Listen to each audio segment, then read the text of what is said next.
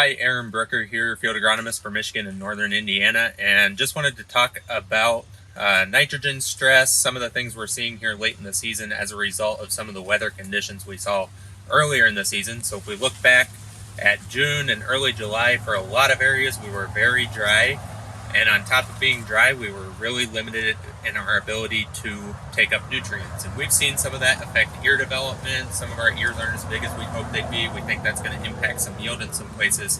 But what I want to focus on here as we get closer to harvest is going to be that standability, because when we were limited taking nutrients then, that corn plant now is trying to get all the nutrients it can to fill the ears, and we're going to strip some of those nutrients out of the plant a little bit more than what we would hope for. So it seems like stalk strength is something we've talked about a lot over the last couple years. Most of that has been due to tar spot, but this year I'm worried because of those weather conditions we had in those last couple of years. So when we think about harvest priorities, I just want to remind everybody about doing the push test, the pinch test, those types of things, and getting out in the fields and making sure our corn has good standability so that we don't get that down corn. If we do get a windstorm go through, things like that, making sure that we're getting corn out of the field when it needs to come out if we do have some standability issues due to that lack of nitrogen, potassium, some of that nutrient uptake in that dry weather.